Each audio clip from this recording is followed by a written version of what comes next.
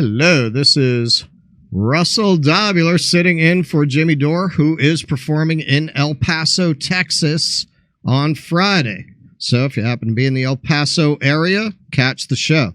All right, so you might have noticed, really interesting.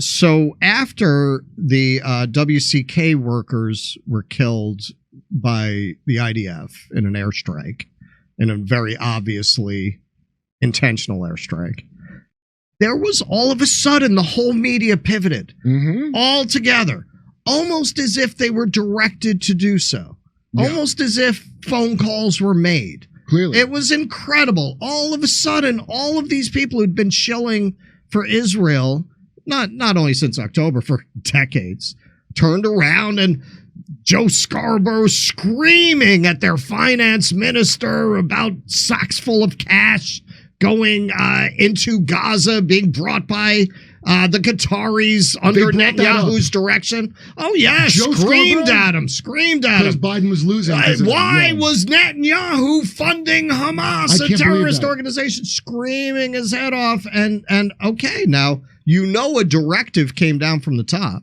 because what he was screaming at him about was not a story that had broken that day or that week. That was a story that had broken in December. Yeah. The New York Times printed that back in December, and he was just got to the party 2 weeks ago. At the same exact time as all of these people start acknowledging that Israel, you got Leon Panetta goes on TV and says the Israelis shoot first and ask questions later. They're not careful about civilians.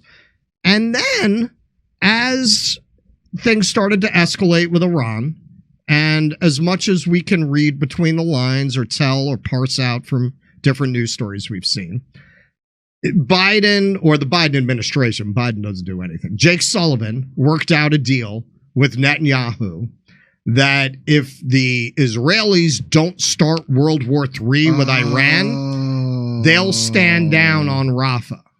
So as soon as that deal, this is my theory based on various news reports, they gave the word to the media, you need to go full bore propaganda against anyone who is speaking out against Israel, focus it on students because they don't have platforms and institutional power. Focus it on them. And let's be honest, no one really likes them. Nobody really likes them anyway.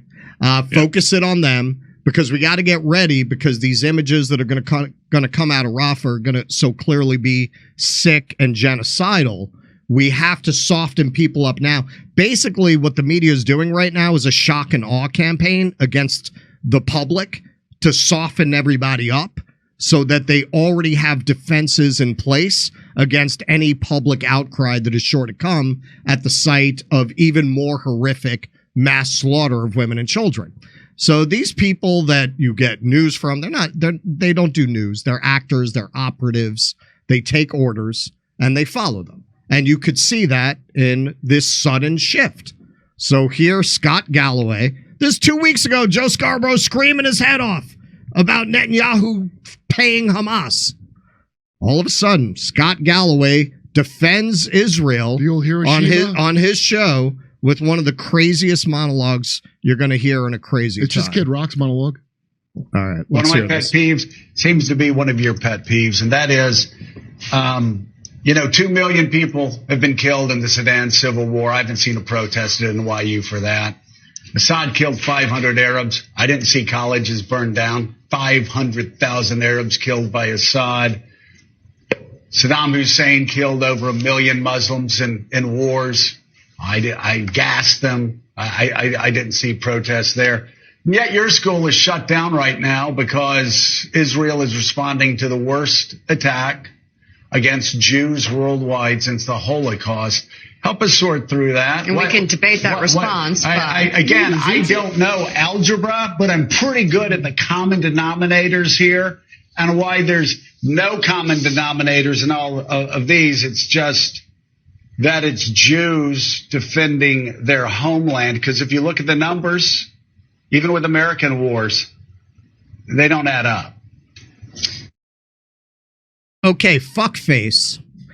The common denominator here is we were not funding those actions. None of those were our allies. Right. We were not directly responsible, maybe in some deep state ways responsible, maybe in some abstract ways responsible, but not directly responsible. Israel is our client state.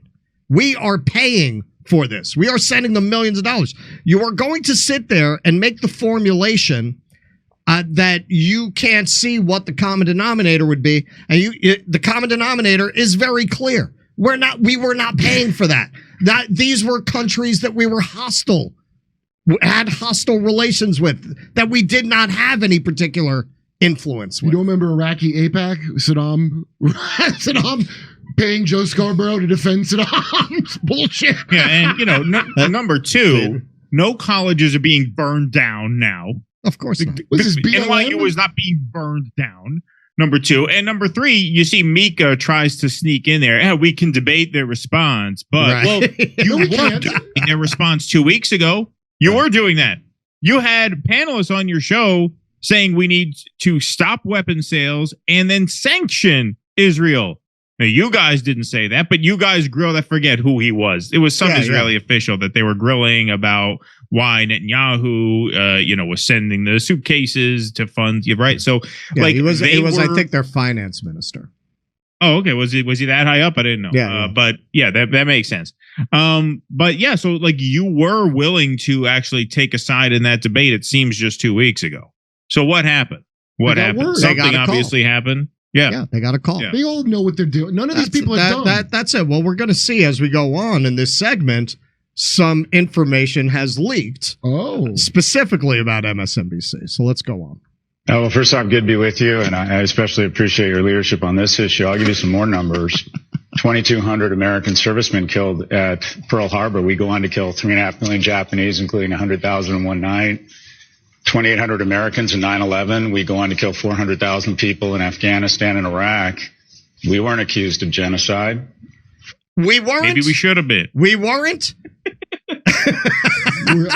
I mean, this is what a bubble these people live in. Yes, we were. We just got away with it. Yes, we were. We got away with it, but certainly we were accused. Remember the protests in the street? Biggest protests since the Vietnam War? Did you miss that? You slept through that? Asshole. You had, if Mexico had elected a jihadist cartel to run their country, and then they incurred into Texas, and on a per capita basis killed 35,000 people, or the population of the University of Texas, and on the way back took the freshman class at SMU hostage and hid them under tunnels, what would we do? It'd be the Great Sonora radioactive parking lot. But Jews are not allowed, and Israel is not allowed to prosecute a war. And they are prosecuting a war more humanely than we have done. The ratio of combatants to civilians that might be true. We are pretty of civilian death to combatant mortality is lower than it was in Mosul, lower than it was in Japan, lower than it was in Germany. So there's just a different standard for Jews in Israel when it comes to prosecuting a war. They're allowed to fight back to a truce, but unlike America or any other Western nation that has attacked this viciously, they're not allowed to win a war. It's a double standard. It's not fair. It's not fair. All these other countries get to do genocide. We don't. It's not fair. I mean, that's just stunning. Students are mean to us. We did that for Israel, by the way. Why do you think we did all those other fucking wars we lost? You ever see Bibi talking about how it was going to get easy to beat Iran? As soon as we win in Iraq, it's going to make it easy to win in Afghanistan. We lost both of those. Keaton, anything? Well, I don't know if it's the most offensive part, but certainly one of the things he gets most wrong is this comparison between Gaza and Mexico, as if those are two equally sovereign, equally politically autonomous places. Yes, exactly. Gaza is an occupied territory, you piece of garbage. I mean, these people are just beneath contempt. I mean, they really are. Concentration camp. It's a concentration camp. It's an occupied territory. You cannot assign the same political autonomy to Mexico as you would to Gaza. That is a politically illiterate thing to say. It's mind-boggling. But this is the fact that's hidden in plain sight, and it's been hidden in plain sight all these years. And unfortunately, tragically, horribly, it took this current war, or this current flare-up of an ongoing war, I should say, to really bring into focus for people the fact that when Norm Finkelstein calls Gaza an open-air concentration camp, it's not an exaggeration. Right. Because only once you understand that can you understand how absurd and obscene a comparison between Gaza and Mexico. Well, if Mexico elected a terrorist government and they invaded the United States, the people of Mexico have political autonomy because their state is a sovereign state. It's not an occupied open-air cage. Like, it's unbelievable. It's unbelievable that at this point people can go on TV and say a thing like that. Well, and being paid, and he's also just giving up the game, as these Zionists tend to do. Okay, so you're listing all of America's greatest war crimes, and saying we got away with it, and then you're saying if Mexico did such a thing, we'd commit an even greater genocidal crime than Israel is currently doing. Right. We would commit genocide in response to a terrorist attack. Just like we did in Iraq and Afghanistan, and nobody seemed to have a problem with it, right? Right. But they are so much in this bubble, and anybody who watches this and is not fucking horrified and disgusted is just completely brainwashed with this deep state kind of realpolitik vision of the world, where the relevant part of what he's saying is not supposed to be, we would nuke Mexico. I know. Right. That's my morning Joe, hearing that shit. Oh my God. You know what? He's got a really good point. We would nuke Mexico. I don't know why everybody's so mad about the 15,000 dead women and children. People said that to me out loud. Okay. Oh yeah, we should dude. I mean, what is their bubble, by the way? Satanism? What is the bubble here? This is beyond. This motherfucker's an operator. Joe Scarborough is. The thing you said at the top, dude, I think that's exactly what it is. That's exactly what it is. Because we avoided World War III, so Israel got to do a little right? So Bibi's not in trouble with his psychopaths, right? And then they're like, all right, Joe, turn it back on the students because we're going to calm it all down. Exactly. Because it was it was such a quick pivot. It didn't organically evolve. I thought it was all of a sudden they all went right back to this narrative that they had dropped for a minute, which was weird in and of itself. Zachary Foster here. Tell me you didn't bother to Google what is the definition of genocide under international law without telling me. For a tech expert, this Galloway fellow should learn how to use Google. Perry Bartol. Be careful there, Scott. There are lots of people out there who aren't aware of how many people the U.S. has killed in pursuing foreign policy goals that never had the consensus support of Americans. They might even start objecting to U.S. foreign policy in the first place. Okay, so here we don't have to speculate on what's going on at MSNBC. This article just dropped about why Mehdi Hasan was fired, among other people who got pulled off the air. Oh, I wonder why. He was such a great piece of shit. They should have kept him forever.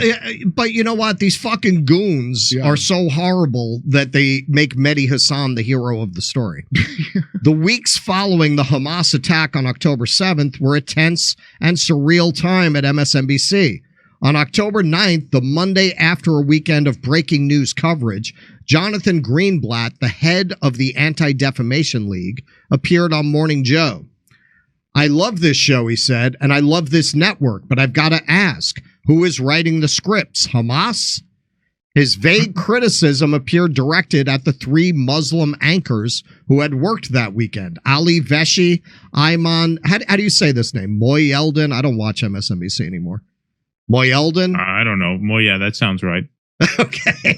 And Mehdi Hasan, who had all long been targets of various Zionist media watchdog groups like Camera and Honest Reporting, which regularly accused them of spreading lies about Israel.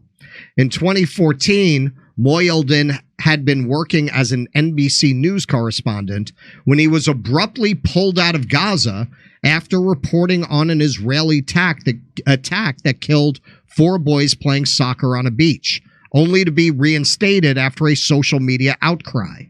In 2022, Semaphore reported executives had expressed, quote, discomfort with Moyldin's and Hassan's coverage of violence between Israel and Palestine in the year prior. The weekend of October 7th, MSNBC interrupted its recap show, Morning Joe Weekend, to go directly into breaking news. Velshi was the first to anchor the desk, and he brought on Moyldin to talk. Quote, "What is the broader context?" Moyldin asked Velshi, explaining how Hamas viewed the attack as retaliation for ongoing settler violence in the West Bank. Quote, "The important thing to understand in all of this is that this is not a conflict that started today." So it's not like I remember Ukraine? that video. I remember watching that video, not live on TV. I remember that surface. the who writes the scripts Hamas thing. That video I didn't see though. Hassan appeared as a commentator. Hamas is going to be like, that's just that in 1,000 years, that's going to be like a Yiddish slang term for anything that pisses you off. Yeah, right. Right. Osama would lay the traffic on the bridge. It was Hamas. Yeah. Right? It was a real Mishagama Hamas. Yeah. Hassan appeared as a commentator on Sunday night when his show would normally air while Alex Witt anchored. In a 6-minute appearance, he spoke about everyday life on the Gaza Strip, describing it as an open-air prison and stressing the population density, poverty, and high number of children. Meanwhile, Greenblatt was privately meeting with NBC executives to urge them to do something about what he saw as anti-Israel coverage, which the ADL equates with anti-Semitism, a fact revealed on air that Tuesday when he appeared again on Morning Joe alongside Al Sharpton. Quote, "And this is what a fucking whore Al Sharpton is. I know you had very positive conversations with people here at the top of the network," Sharpton said to Greenblatt, "and I think that the leadership here understood that in your conversations. You motherfucker, you've been running around, running your fucking grift since the Tawana Brawley days," which I'm a native New Yorker. I remember your fucking bullshit from back then. And you talk about social justice and justice for all people, and you're going to get in bed with a piece of fucking shit like this while the brown people you supposedly care so much about are being cruelly genocided on a daily basis. And you can see the videos everywhere on social media, and you're going to fucking suck up to this scumbag on TV? He'll do as he's told. Black people don't like him. This motherfucker. Just white liberals like him now. I mean, for a while, it was only white liberals that liked him at all. I remember when there were black people that were like, call Reverend Sharp. I had a friend that went to, that's a long time ago. He's been exposed some time ago. It's only like your Joe Scarborough's. Oh yeah, bring Al Sharpton on, and he looks like a mummy. Have you seen him? He does. He's clearly what is that? What is that? Lap band surgery? What? Yeah, I don't know why people have a conspiracy about clones. No, he wasn't cloned. He's clearly degraded into whatever kind of thing Joe Biden is. No cloning. It's not fresh out of the fucking pod. He's the same piece of shit. There's a conspiracy theory about an Al Sharpton clone? About all these people. Just clones. How these people don't look like themselves. They go, this is what podcast are you listening to? I got to check those out. Dude, they made that Netflix movie. They cloned Tyrone or whatever the fuck. Oh, yeah, I saw That's an old school. Yeah. But all people, because they believe in these figures for a minute, and they go, but they're like a totally different person. Do you see so the explanation is not, it was a lie the whole time. Somebody must have cloned them. Somebody must have cloned them, and the real Al Sharpton is tied to a chair somewhere with a gag in his mouth. Yeah, but there was no real Al Sharpton. That never was a thing. That's the part. Right. But Al Sharpton was always this person. That's right. It's not even like it's really a change. He was always like that. Right. There is no Al. Afterward, anchors were told by management not to give their opinion. With Al Sharpton, his grift used to be to pose as this outsider. Yeah, right. But it's like I think it was Huey Long who said whores, politicians, and ugly buildings all get respectable if they last long enough. That's what that's what happened with Al Sharpton. Yeah, he lasted long enough that he could get a job on MSNBC. Afterward, anchors were told by management not to give their opinions or offer context around the Hamas attack or Israel's subsequent siege of Gaza, a directive that did not seem to apply to hosts like Joe Scarborough, who would regularly affirm his support for Israel on air and online. Quote, everybody put the screws to NBC and MSNBC to change the tenor of our coverage, says one employee. Around October 7th, context was not welcome, says another. Context was a bad word. Empathy for Palestinians almost felt forbidden inside MSNBC. Some employees began lodging complaints to HR about staff they felt were expressing views that were too pro-Palestinian, says one employee. What does this remind you of? This reminds me of when the SJW plague first hit all companies and there'd be complaints lodged. I don't feel safe. Sure. So you don't need to get operatives for this. You got to program your society to turn into these little Chairman Mao children. And that's what they did. And now that's why woke is dead, because these ones take precedence over the other ones. They're using those techniques and that language. I mean, there's been a split among these Zionist anti-woke people. You have the Barry Weiss camp that does not want to add Jews to the list of protected identities. Right. She wants to use this as an opportunity to end the whole premise. That's right.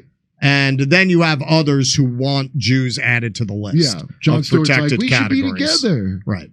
According to someone with knowledge of the newly proposed weekend schedule, before October 7th, the Mehdi Hassan show was always part of the lineup. Quote, they needed a sacrificial lamb.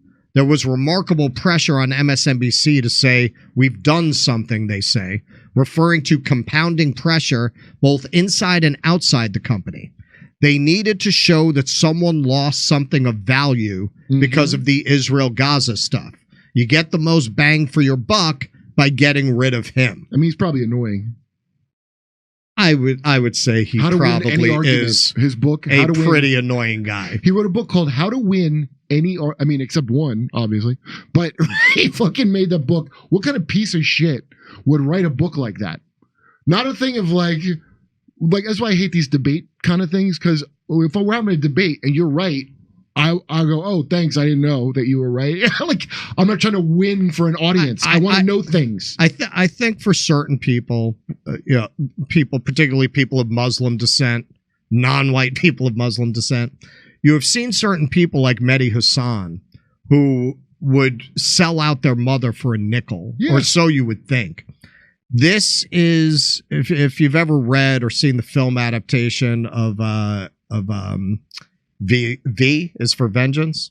Vendetta. V is for vendetta. There's this beautiful story where this, lesbian decides she'd rather be executed than sell herself. And she says that there's that one last inch of your soul that you won't give away. And it seems like this issue is that for some people. Yeah. For Mehdi Hassan, this issue seemed to be the 1 inch of his soul that he simply could not give away. Yeah, and they shit canned him before it got to the point where they wouldn't have been able to contain him, as this has gotten worse and worse and worse and worse, right? Like they would have either had to, by this point, fired him or let him say what he wants, and they're not going to let him say what he wants. Yeah, Velshi is Canadian first, so he'll be a punk, because he was doing the report on AIPAC. AIPAC is, I couldn't believe we're sitting there, me and Jimmy, AIPAC has too much influence, MSNBC. Right, yeah. We're like, and I was like, if Mehdi Hassan just held out, he could have been doing this report. Right. But Velshi gets to do it because he's a better suck up. Right. These people are the worst. All right, Misha, to you.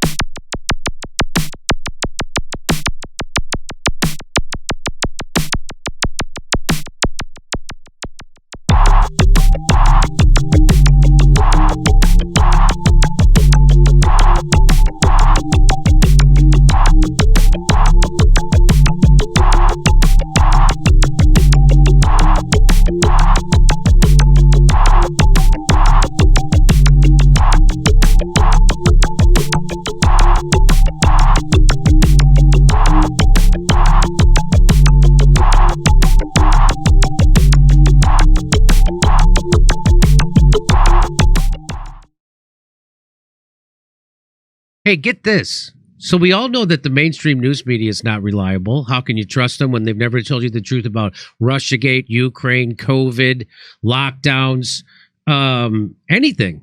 That's where our sponsor, we have a new sponsor, Ground News, comes in handy. Ground News is an app and a website. And what they do is they gather related articles from around the world in one place so you can compare coverage. So it's not, they don't generate the news, they compile the news, and then they give you the visual breakdown of the news outlets and tell you if the source has a political bias, and if it does, what's the political bias, and how reliable that the reporting is, and who owns them. So it's super helpful and transparent. Check this out.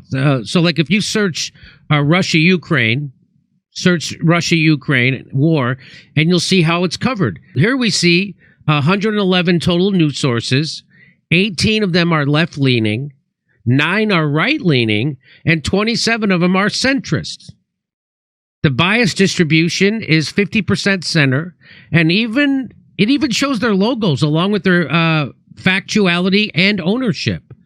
So this is a pretty helpful, dare I say, use an old-timey term, this is a neat website.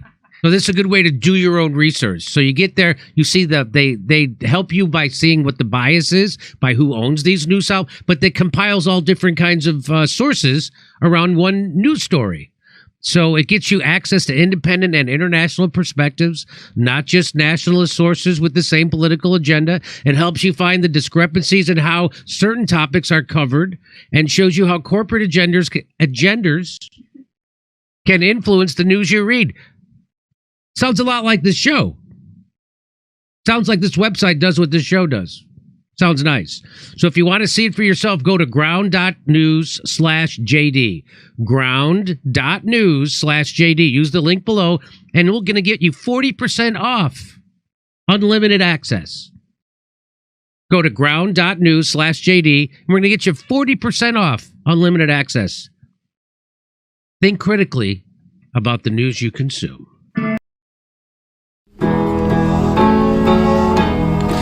Isn't it swell? The memes make themselves.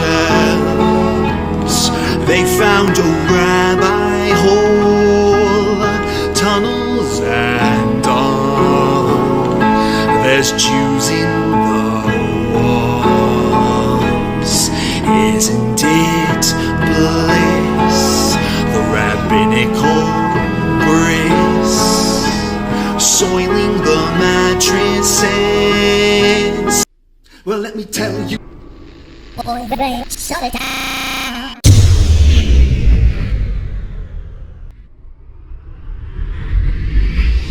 If I were Rabbi Shmuley and diddle diddle diddle digga digga diddle diddle dum, all day long I'd diddle little bums. If I were a Shmuley man, I'd peddle all my dildos, dreidel dildos, selling dildos with my daughter and her mum.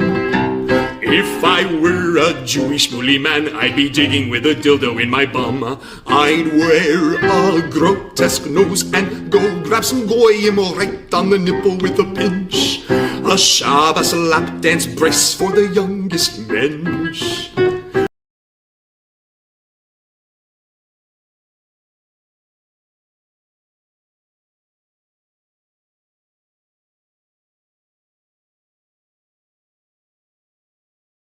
Hey, thanks for checking out our YouTube channel. Subscribe by clicking on that button down there for more AM Joy and the rest of MSNBC. And click on any of the videos right here to watch the latest interviews and highlights. And you can get more videos from MSNBC for free every day with our newsletter. Just visit